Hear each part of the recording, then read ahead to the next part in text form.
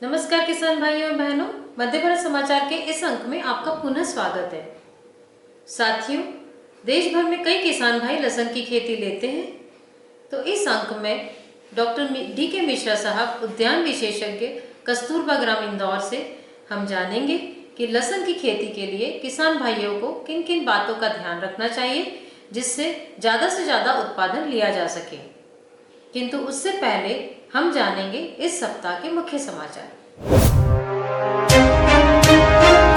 अनुसूचित जाति उप परियोजना के अंतर्गत गरीबी रेखा से नीचे जीवन यापन करने वाले किसानों को उज्जैन, खंडवा एवं सीहोर जिलों के लगभग 45 गांवों में 600 लाभार्थी किसानों को आदान जैसे स्प्रे पंप, मूंग, डीएपी, पोटास वितरित किए गए एवं उन्हें मूंग की खेती के बारे में बतलाया गया। दिनांक 7 मार्च को international centre for agriculture research in the dry area द्वारा आयोजित फार्मर फील्ड डे के कार्यक्रम में निदेशक महोदया ने भाग लेकर सोयाबीन की नवीन तकनीकी के बारे में बतलाया एवं उत्तम तकनीक अपनाने की अपील की। दिनांक 8 मार्च को अंतर्राष्ट्रीय महिला दिवस पर कार्यक्रम आयोजित किया गया। इसके अंतर्गत भारतीय नारी कल, आज और कल विषय पर पोस्टर प्रतियोगिता का आयोजन किया गया, जिसमें प्रथम पुरस्कार सुश्री निशा अग्रवाल, द्वितीय पुरस्कार सुश्री हर्षा श्रीवास्तव एवं तृतीय पुरस्कार सुश्री आंचल जी ने प्राप्त किया।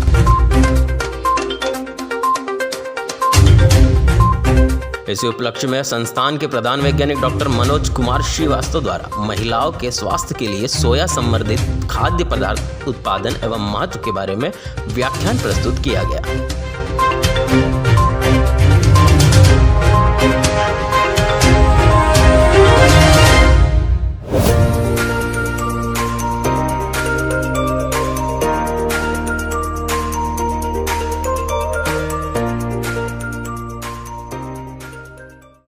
नमस्कार किसान भाइयों, आज हम लोग बात करेंगे लहसुन की फसल में वर्तमान सामयिक स्थिति में फसलों पे किन बातों का ध्यान रखा जाए ताकि हमारा उत्पादन बेहतर हो और हमें अधिक आय प्राप्त हो सके।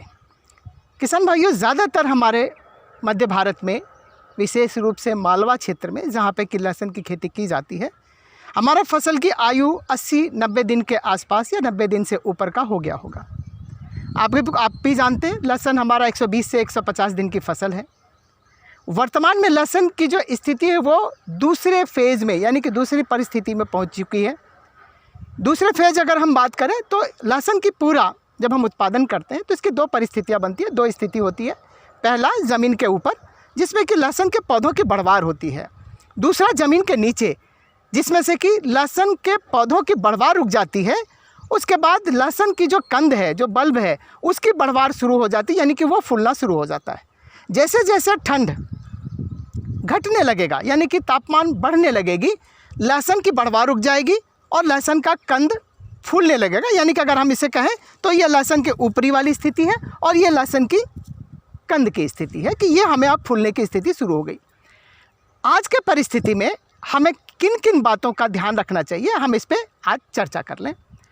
किसान भाइयों, पहली चीज़ जो ये है कि जब हम लहसुन की फसल में हमेशा खेतों पे ध्यान देते रहें, आते जाते रहें, दो तरह की फसल में लगने वाला कीट और बीमारी हमारे लहसुन के उत्पादन में काफ़ी नुकसान पहुंचाता है। और दोनों तरह की कीट और बीमारी एक साथ हमारी फसलों पे आता है, जिसमें से कि एक, जिसको कि हम लोग झुलसा या स्टिमोफाइलम ब्लाइट बोलते हैं, पर्पल ब्लॉच बोलते हैं। ये दो कीट है, दो बीमारी है जो कि फसल को काफ़ी नुकसान पहुंचाता है। कीट की अगर हम बात करें तो लहसुन में थ्रिप्स और मकड़ी, ये बहुत ज़्यादा नुकसान पहुंचाता है। कभी कभी तो पूरी लहसुन की खेत चांदी जैसा चमकता हुआ दिखता है, तो इसका मतलब हुआ कि लहसुन के फसलों में थ्रिप्स का काफ़ी आक्रमण है और उत्पादन पे बहुत ज़्यादा प्रतिकूल असर उसका पड़ता है। तो हम इन दो चीज़ों को कैसे नियंत्रित करें।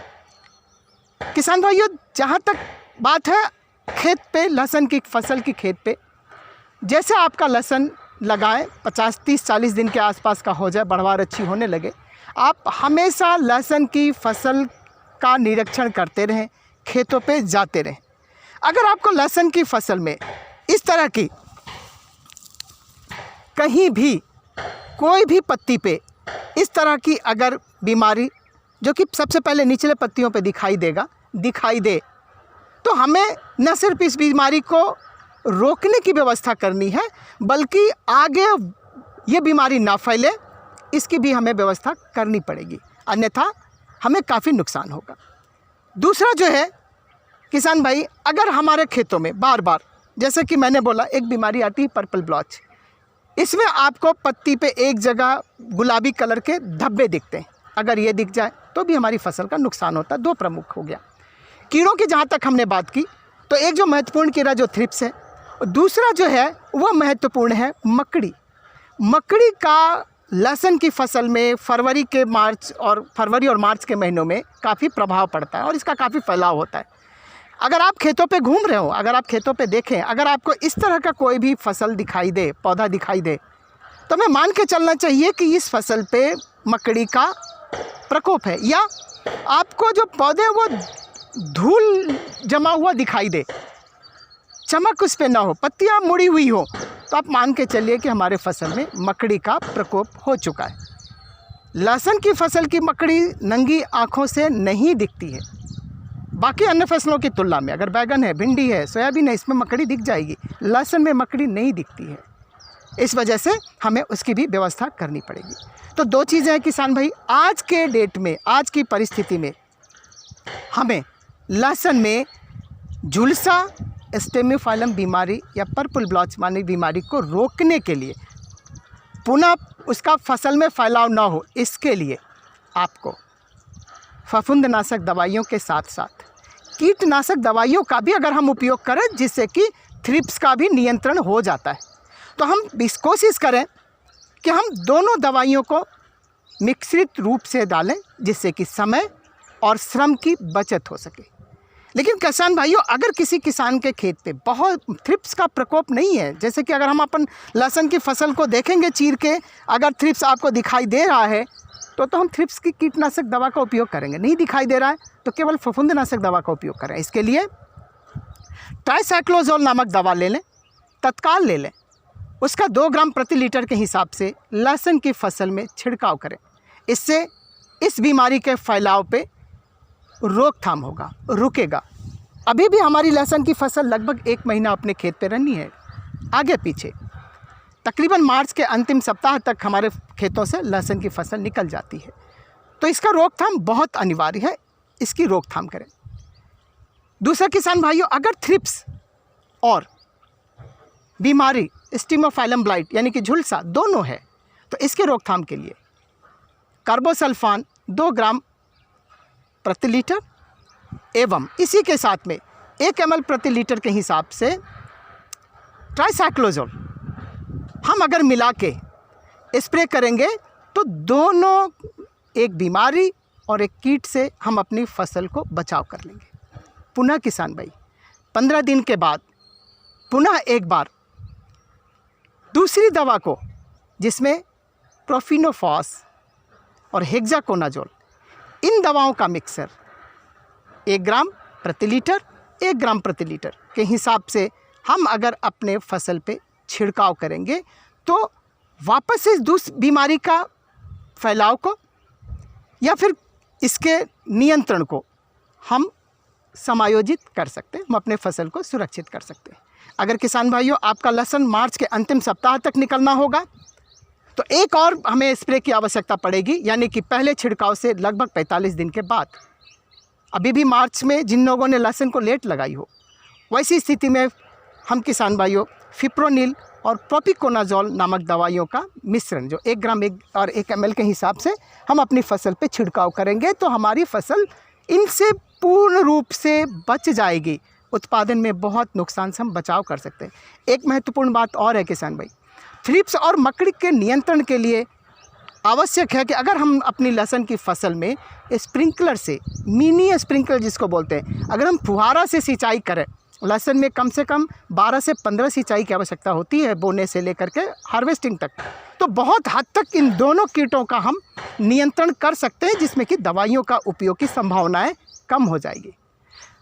आज के सामयिक परिस्थिति में किसान भाइयों आपसे एक और निवेदन है, हमारा लहसुन 80-90 दिन का हो चुका है।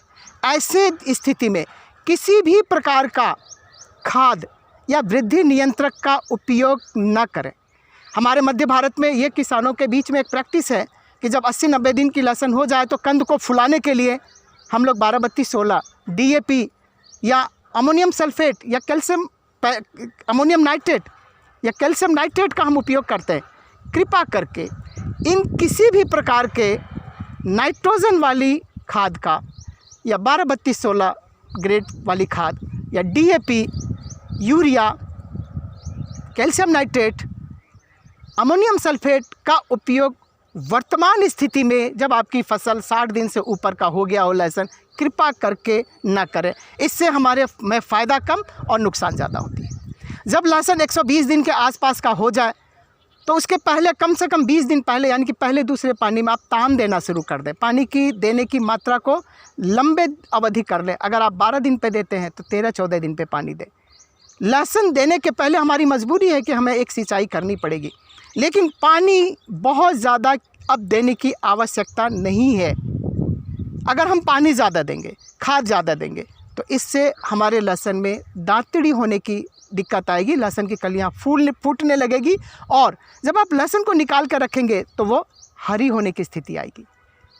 एक और बात किसान भाई जो बहुत महत्वपूर्ण है, जब हम लहसुन को खेतों से निकालें तो तत्काल रूप से आप कृपया करके लहसुन को ना काटें, जो कि हम काटते हैं। लहसुन को निकालने के बाद उसको जैसे तुअर की या सांटी को हम ढेर बनाते हैं, वैसे खड़े रूप में हम इसको छांव में रख दें, जूड़ा बना के कम से कम 3-4 दिन, ताकि उसकी कस उतर जाए, वो सूख जाए, पत्तियाँ आराम से लहसुन में परिपक्वता आ जाए, जिसको हम लोग इंग्लिश में क्यूरिंग बोलते हैं, वो हो जाए। उसके बाद आप लहसुन की कटाई लगभग 3 सेंटीमीटर के आसपास से करें। अगर आपको बीज रखनी है लहसुन की तो आप अपनी फसल में बड़े साइज के कंद को चुन लें, उसको आप बीज के लिए रखें। किंतु इस बात का ध्यान रखें, जिन लहसुन को हमें बीज के लिए रखना है उसको कम से कम 1-2 महीने तक भी कृपा करके आप उसको ना काटें, उसको खड़े छोड़ दें। इससे फ़ायदा ये होगा कि उसमें किसी भी प्रकार की बीमारी या कीट का प्रकोप नहीं होगा, लहसुन पूर्ण रूप से पक जाएगी। अगर अपने पास स्थान की कमी है तब उस स्थिति में हम लहसुन को काटें, दूर से काटें।